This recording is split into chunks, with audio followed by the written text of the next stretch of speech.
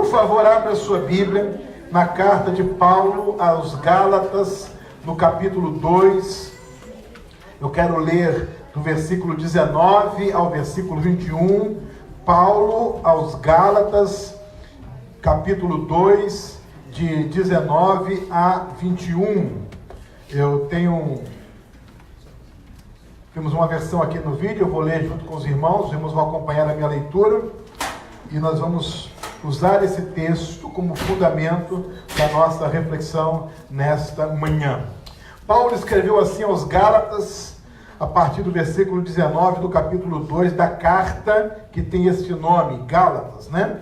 Porque eu, mediante a própria lei, morri para a lei, a fim de viver para Deus. Permitam, por favor, eu repetir essa primeira afirmação do apóstolo Paulo aos Gálatas. Mediante a própria lei, morri para a lei, a fim de viver para Deus. Estou crucificado com Cristo, logo já não sou eu quem vive, mas Cristo vive em mim.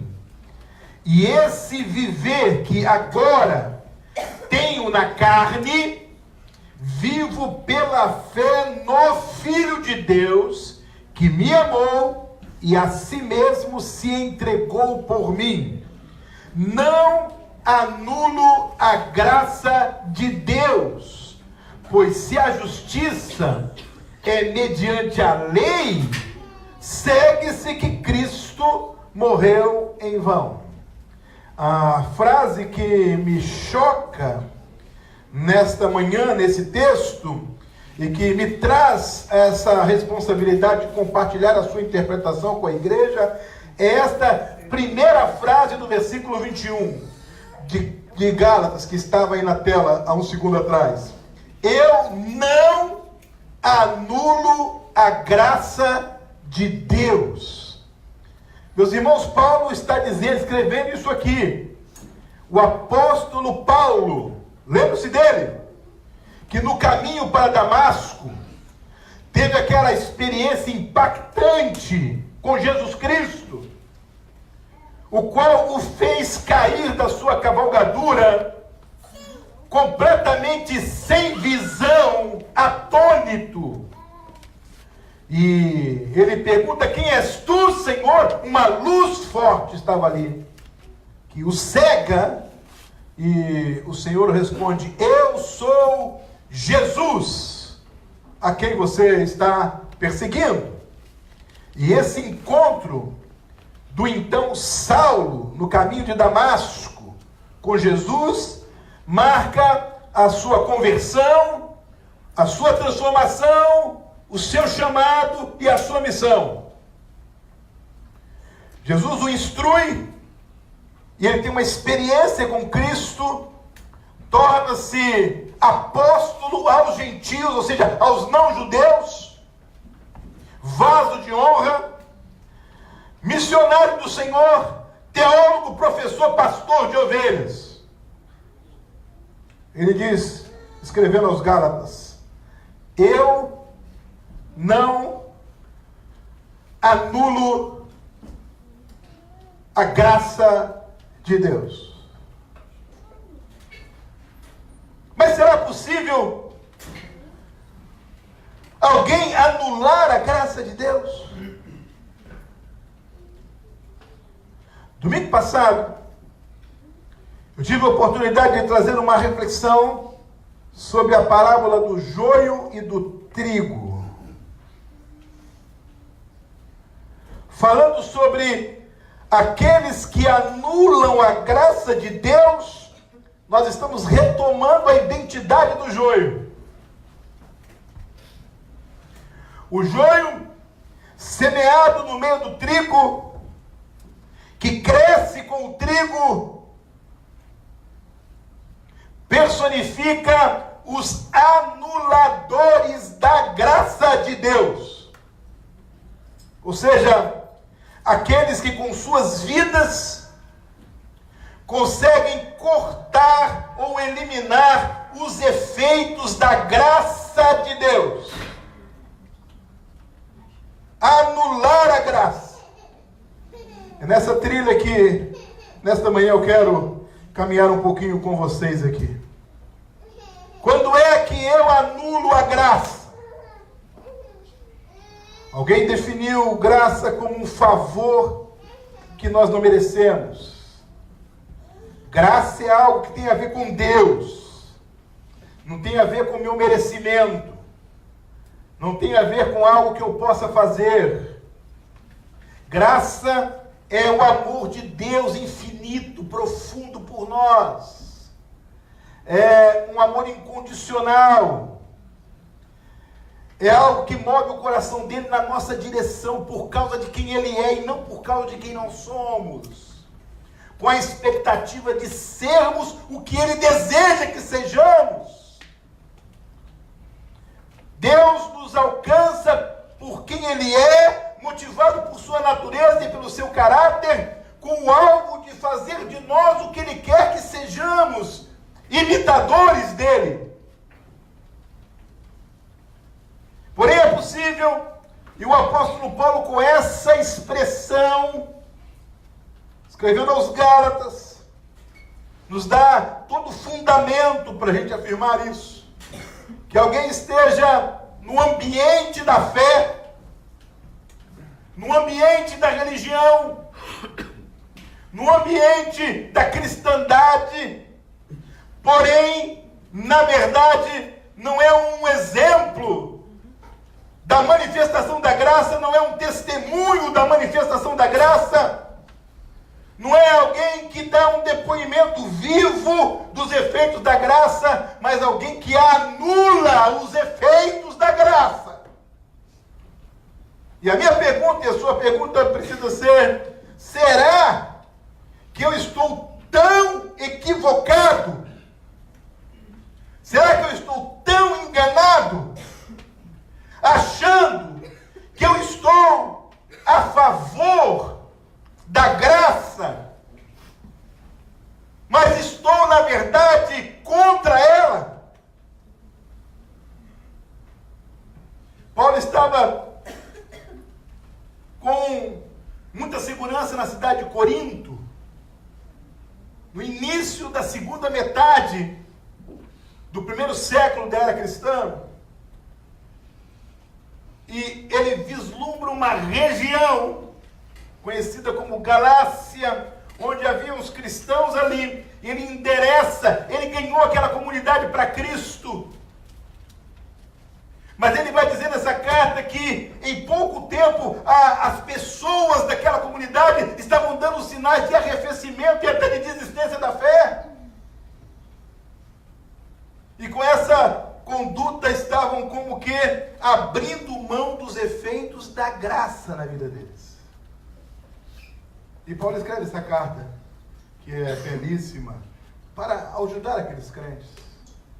E aqui no versículo 21 do capítulo 2, Paulo vai dizer assim: com relação a cada um de vocês, vocês vão tomar a decisão de vocês, mas eu não anulo a graça de Deus.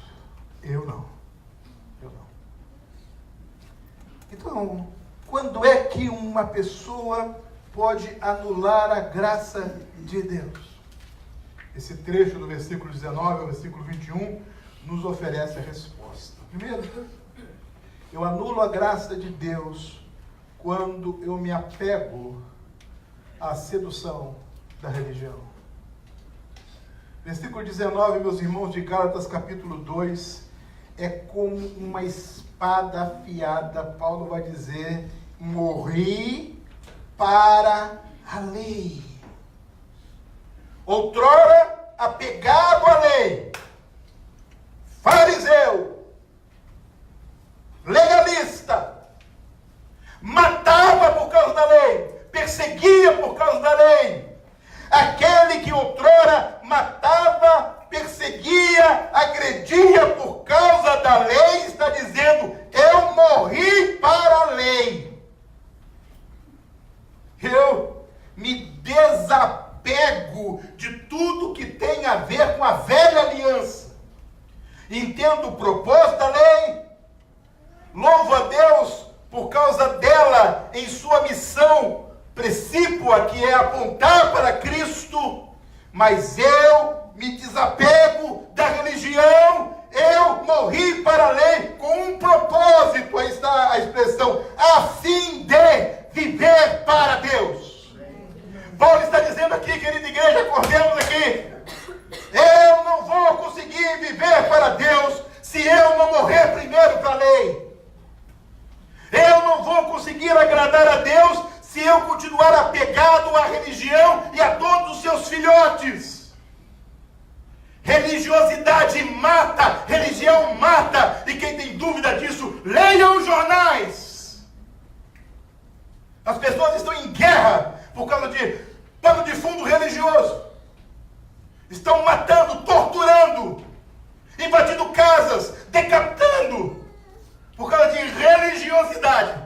E Paulo diz, antes que a religião me mate, eu morro para ela, morramos para ela, igreja, a fim de vivermos para Deus.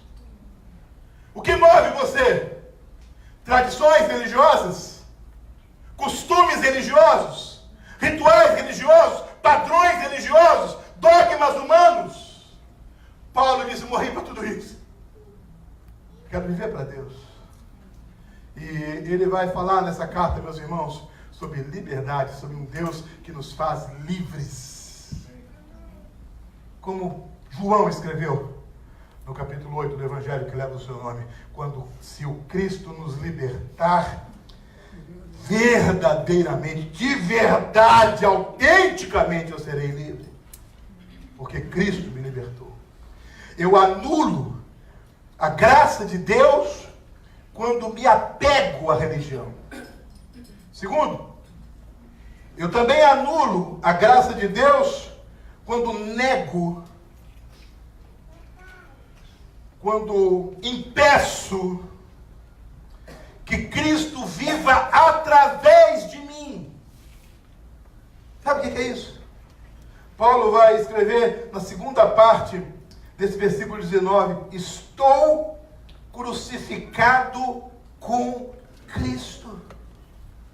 Sabe o que significa isso aqui, meus irmãos? Sabe o que era a morte de cruz? Por que eles não matavam os prisioneiros dentro da cela? Uma coisa muito simples.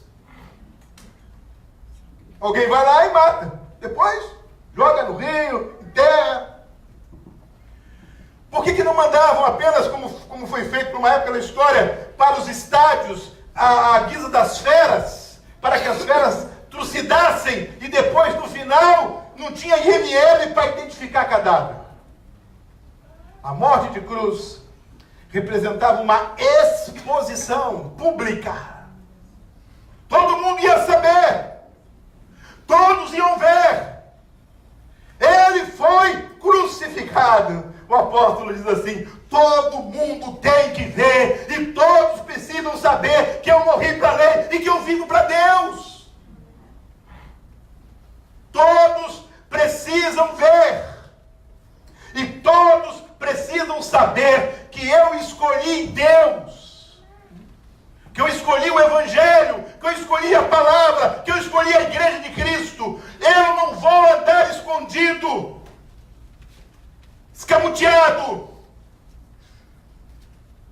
Eu vou me deixar expor, me deixar ver, me deixar identificar. Estou crucificado com Cristo. Eu estou com Cristo naquela cruz. Ele morreu por mim lá, pagou pelos meus pecados, escreveu meu nome no livro da vida. Mas enquanto eu não penetrar na eternidade, aqui eu quero que as pessoas olhem para mim e vejam Cristo. Eu sou o de Cristo. Ah, mas você vai ser perseguido. Persiga, eu sou de Jesus. Mas você vai ser agredido. Agridam, mas eu sou de Jesus. Ah, mas você vai ser incompreendido. Que eu seja, mas eu sou de Jesus. E eu não abro mão de Jesus. E eu não tenho para onde voltar, porque eu já morri para a lei. Não há caminho de volta. Imagina que você está numa estrada, e depois que você andou 300, 400 milhas, você olha para trás e a estrada não existe mais. Sabe a vida cristã é assim? O apóstolo Paulo disse que aquele que lança a mão do arado não pode olhar para trás. É para frente. E depois que eu aceitei Jesus Cristo como meu Senhor e Salvador, é com Ele que eu vivo. E todo mundo que se aproxima de mim vai saber e vai ver que eu estou com Cristo. Não vai precisar muito tempo para descobrir, porque eu vou falar. Não vai precisar se aprofundar no relacionamento comigo para saber, porque o meu comportamento, a minha palavra, o meu palavreado, a minha roupa, tudo em mim vai denunciar que eu sou de Jesus. Amém.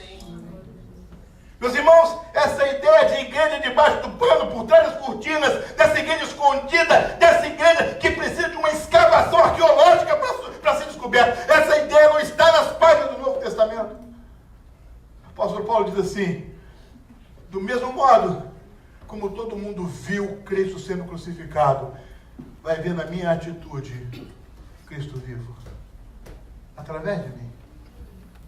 Eu nego a graça de Deus quando não é Cristo que está sendo identificado na minha vida, nas minhas escolhas, nas minhas decisões, no meu palavreado, no meu jeito de ser, nessa dicotomia diabólica que faz as pessoas pensarem que elas podem ser uma pessoa dentro do templo e outra lá fora. Não há duas pessoas, só há uma pessoa, e esta foi crucificada com Cristo. Eu também anulo a graça de Deus, em terceiro lugar, meus irmãos, quando eu, por outro lado, limito o viver de Cristo dentro de mim. Veja no versículo 20 como que o apóstolo Paulo complementa a afirmação do 19, e diz: olha, se eu fui crucificado com Cristo, tem uma sequência lógica. Não sou eu quem vive, mas é Cristo que vive em mim. Então, não apenas Cristo vive através de mim, mas Ele vive em mim. Porque se eu me iludir com a tentativa de reproduzir um comportamento cristão que não seja resultado do viver de Cristo em mim, eu caio de novo na religião. Ou seja, o Cristo que atua através de mim só o faz porque Ele vive em mim. E eu não posso limitar o viver de Cristo em mim. Presta atenção nisso. Quanto mais eu limito o viver de Cristo em mim, mais eu limito o agir de Cristo através de mim. Quanto menos espaço eu dou para Cristo dentro de mim, menos espaço eu dou para Cristo agir através da minha vida. E se eu quero que Deus use a minha vida o tempo todo para a glória dEle, para a expansão do reino dEle, eu preciso deixar Cristo viver em mim, ocupar o espaço da minha vida em cada área da minha vida, nos meus sonhos, nos meus projetos, no meu pensamento, nos meus sentimentos, nas minhas habilidades, nos meus dons, na minha personalidade, nos meus relacionamentos. Eu quero que Cristo viva completamente em mim, plenamente em mim. Eu preciso que Jesus ocupe 100% da minha vida, porque eu quero viver 100% para a glória dEle.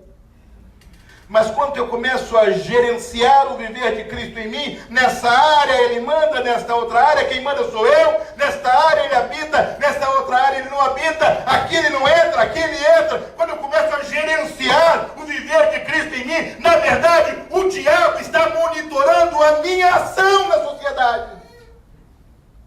Na verdade, ele está me teleguiando, porque o que ele quer é me tornar infrutífero. Sabe por quê? Porque Deus não tem um plano B para salvar o mundo. O único plano dele é a igreja dele. Não há plano B. Se a igreja falha, o mundo falha, morre, perece. E sabe como o diabo faz para a igreja falhar? Convence a igreja pela religiosidade que ela está bem. Você vai ao culto, você louva a Deus, você tem roupa de crente, Bíblia de crente, tem um endereço para ir domingo, dízimo você entrega, mas na verdade as suas escolhas, as suas decisões, a sua vida não refletem o viver de Cristo em você. Ele não está dentro de você, ele não vive em você. Aí eu nego a graça de Deus. Então eu nego a graça de Deus quando me apego à religião. Eu nego a graça de Deus quando também anulo a ação de Cristo através da minha vida. E eu anulo a graça de Deus quando eu limito o viver de Cristo em mim. E por último, o apóstolo Paulo vai dizer no versículo 21 que eu anulo a graça de Deus quando eu perco o sentido da morte de Cristo. Meus irmãos, a coisa mais desgraçada que pode acontecer numa igreja, a coisa mais terrível que pode acontecer numa igreja, é a igreja passar a olhar para a morte de Cristo na cruz como apenas um capítulo no último seriado sobre religião, ou como apenas um tópico na teologia, ou como apenas um verbete na enciclopédia. O que aconteceu ali no Calvário, meus irmãos, foi muito mais do que uma cena provocada pelo governo romano. O que aconteceu ali foi o que foi profetizado em todo o Antigo Testamento. Aleluia.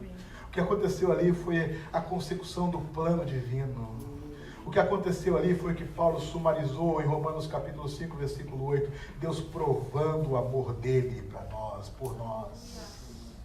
Deus demonstrando o quanto nos ama, porque enviou Jesus para morrer naquela cruz. O apóstolo Paulo diz: olha, se eu dependo da religião, se não é para Cristo viver através de mim, isso não é para Cristo viver em mim, então para que ele morreu naquela cruz?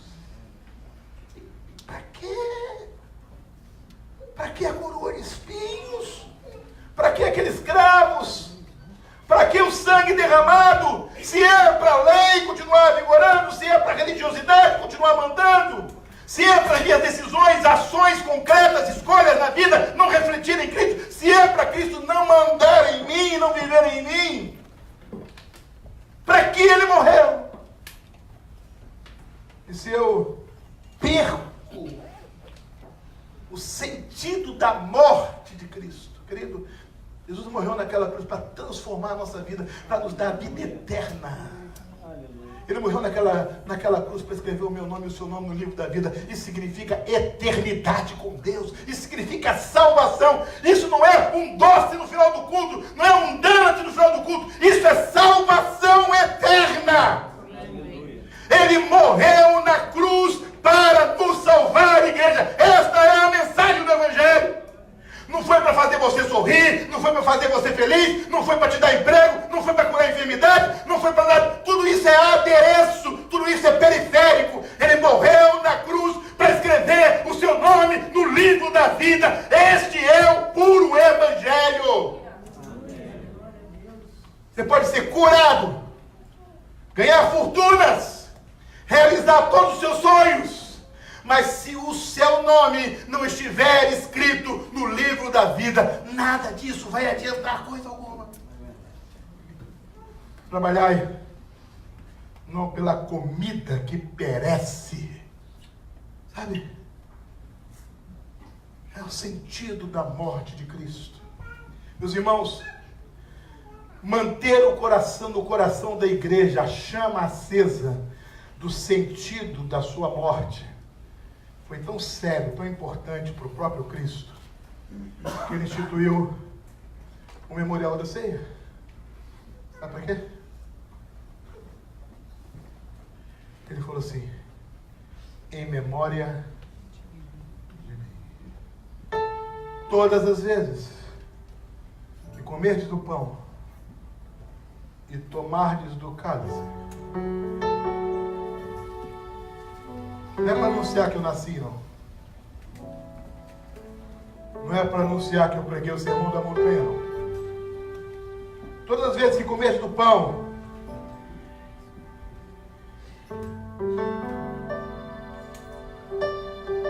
todas as vezes que comerdes do pão,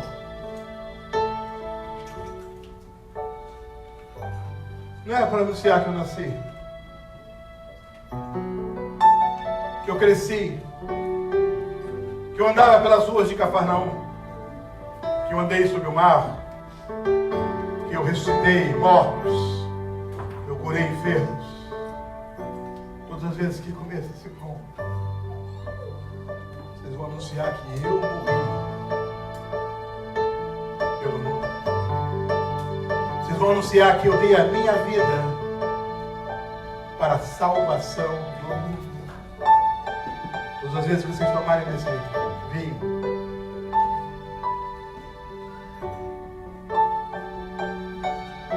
não é para vocês se lembrarem das parábolas que eu contei. Não é para vocês se lembrarem das vezes que eu ministrei a palavra para as multidões. É para vocês se lembrarem que eu não desisti.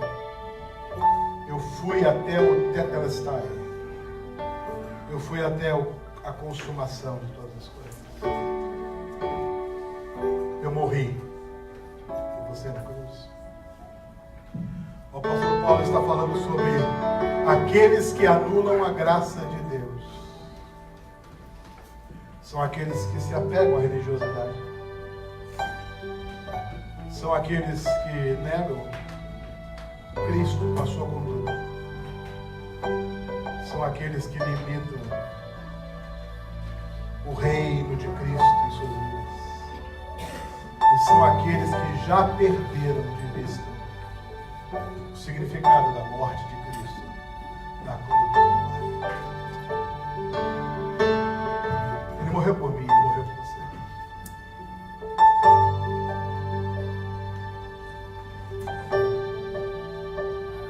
Quando ele estava na cruz, um daqueles malfeitores disse: se você é realmente o Cristo, desce da cruz.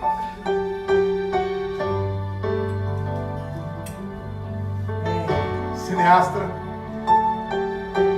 escreveu, produziu um filme inteiro a partir dessa palavra. O que teria acontecido se Jesus descesse da cruz?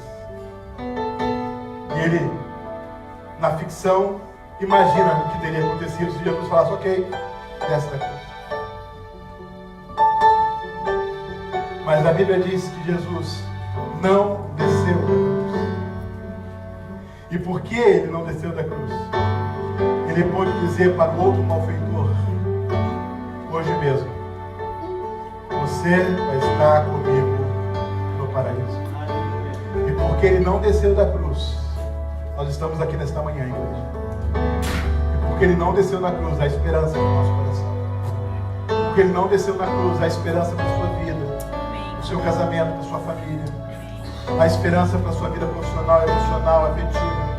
Porque ele não desceu da cruz, ele está vivo aqui.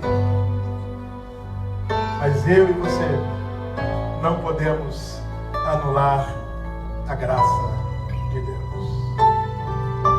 Afinal de contas, foram com essas palavras que o apóstolo Paulo ministrou aos Efésios.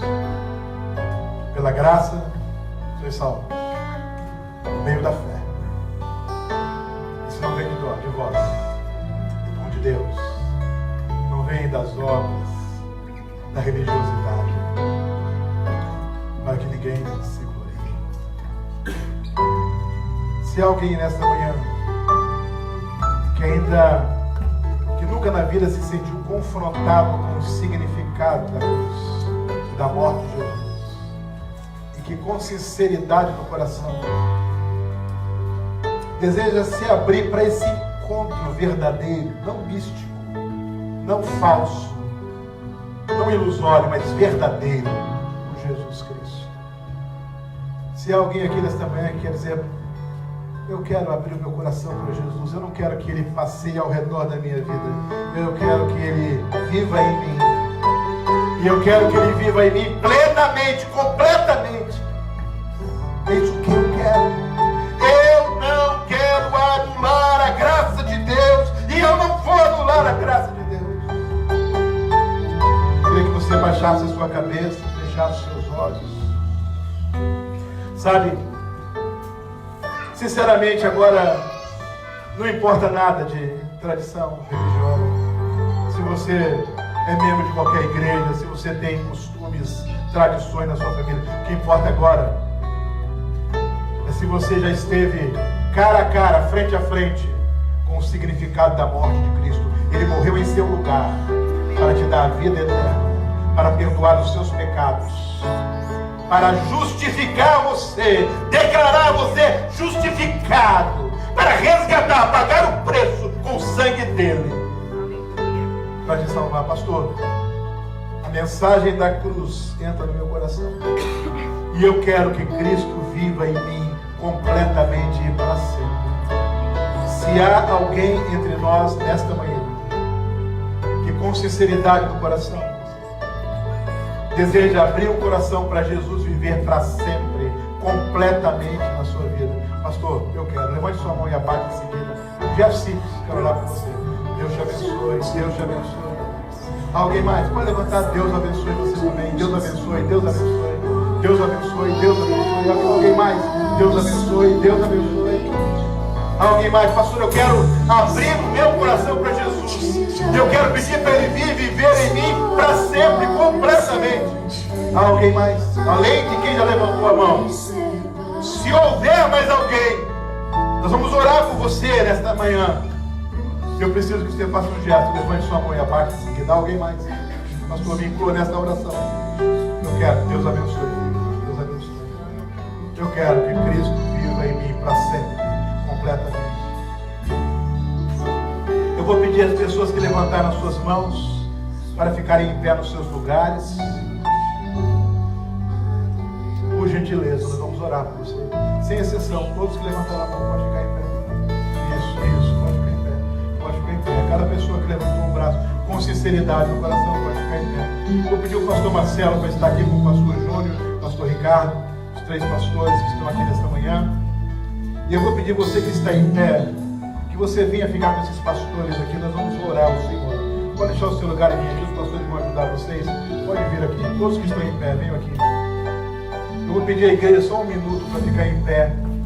Nós vamos orar por essas vidas. Vamos colocar essas vidas no altar do Senhor. A melhor decisão que alguém pode tomar na sua vida é abrir o coração para Jesus. Não para Jesus visitar, mas para Jesus habitar, morar, reinar amplamente. Então pode chegar aqui bem para frente. Os pastores vão dar espaço. Vamos chegar aqui bem para frente. Nós vamos orar a Deus. Eu queria que a igreja toda estivesse levantando as suas mãos na direção dessas vidas aqui.